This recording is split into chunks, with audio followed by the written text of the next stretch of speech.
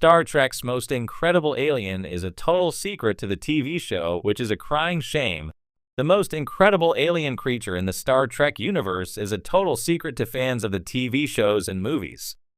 For the past 59 years, the Star Trek shows and movies have featured some incredible, terrifying, and awe-inspiring aliens. Yet one creature who surpasses all of them never appeared on screen. Instead, it made its debut in Marvel's Star Trek, Voyager-11 from 1997. Star Trek, Voyager-11, the first part of the Leviathan story arc, was written by Laurie S. Sutton and drawn by Jesus Redondo. In the Delta Quadrant, Voyager stumbles upon a massive, techno-organic construct they dub Leviathan.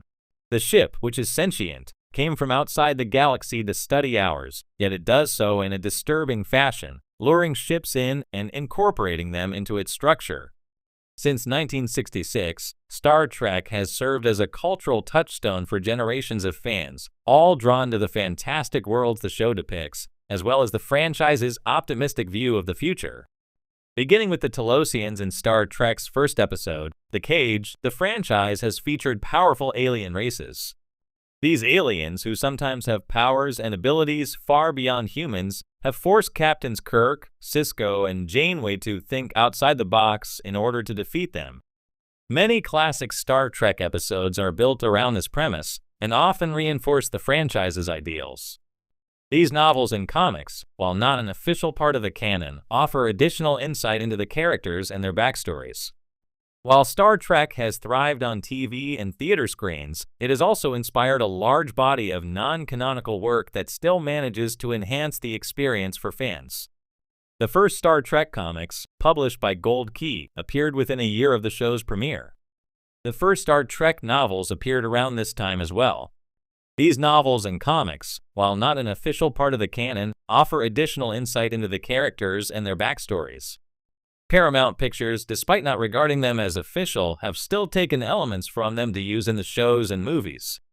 Leviathan, seen in Star Trek, Voyager-11 and 12, is perhaps the most awe-inspiring creature ever glimpsed in the franchise.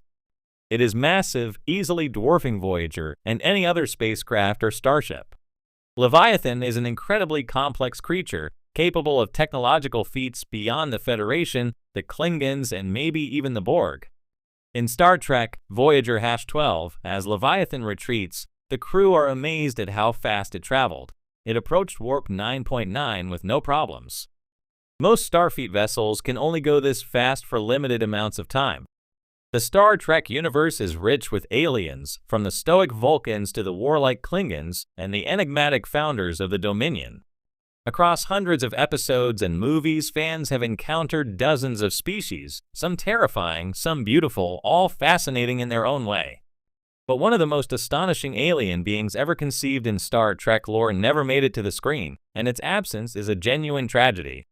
Known only through the pages of non-canon material, the Cytherians remain a profound, underutilized piece of Trek mythology, an awe-inspiring alien civilization that represents the true spirit of Gene Roddenberry's vision. The forgotten brilliance of the Cytherians. Introduced in Star Trek, The Next Generation Season 4 episode The Nth Degree, the Cytherians are not malevolent conquerors or sneaky manipulators. They are an ancient and advanced alien species devoted solely to the pursuit of knowledge. Their method of communication and exploration isn't via warp drives or diplomacy, but through technological infiltration. In the episode, they hijack the mind of the Enterprise's own Lieutenant Reginald Barclay, turning him into a super genius to bring the ship to them. But what initially seems like a threat turns out to be something much deeper and far more Star Trek. The Cytherians don't want to invade. They don't want to enslave. They want to talk. That's it. And that's everything. After all the build-up, the Enterprise reaches their space and just has a conversation.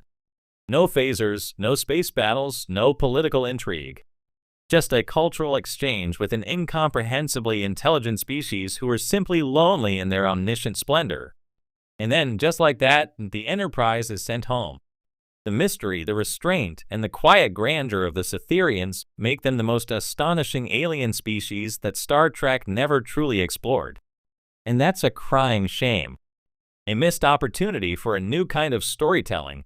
In a franchise that has occasionally fallen into the habit of Alien of the Week formats or militaristic showdowns, the Cytherians represent a bold deviation.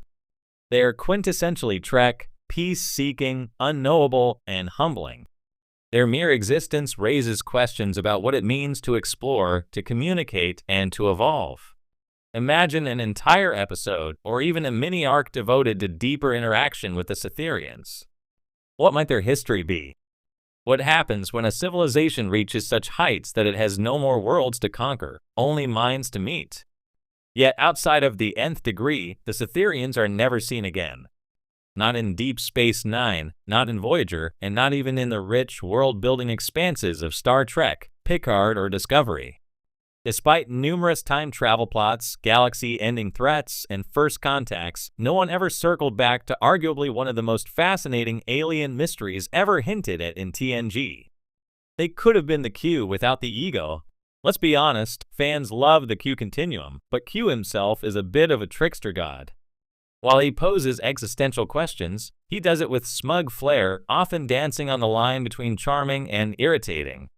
The Cytherians, in contrast, don't mock humanity's smallness, they revere its potential. This makes them perfect candidates for a kind of next Q, but with quiet wonder instead of chaos. They could serve as benevolent cosmic librarians, showing Starfleet what it could be if it continued on its current path for 1,000 more years. It's rare to find an alien species in science fiction that reflects not humanity's fear or hubris, but its highest hopes. The Cytherians, with their desire to share knowledge and grow through empathy, are what we wish we'd find when we finally reach the stars. Perfect for modern Trek. Modern Star Trek series like Strange New Worlds and Lower Decks have embraced a return to some of the franchise's roots, mystery, exploration, and emotional depth. The Cytherians would be a perfect fit in this renaissance. Imagine Strange New Worlds Captain Pike encountering them. His curiosity and moral center would be an ideal lens through which to explore a deeper philosophical story. Or Lower Decks using them in a comedic way, poking fun at how misunderstood their one episode was, while still revealing more about their vast intelligence. Even Star Trek, Prodigy with its youthful cast and animated scope could benefit. Imagine a new generation being introduced to a species that doesn't need ships or weapons, just connection. Their reappearance could also tie into larger Trek lore.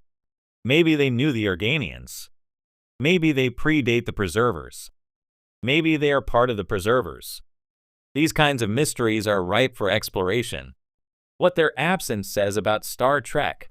The fact that the Cytherians were never used again reflects a frustrating trend in science fiction. Ideas that challenge without conflict often get shelved. In an era where serialized drama and high-stakes action dominate, quiet intelligence sometimes falls through the cracks. And yet, Star Trek was built on that very premise. The original series gave us stories like The Devil in the Dark and The City on the Edge of Forever, episodes where understanding was more powerful than shooting. The Cytherians are a spiritual successor to those stories. Their absence from modern Trek is like discovering a long-lost masterpiece and choosing not to hang it in the gallery. It's not too late. The case for their return, it's hard to overstate how impactful a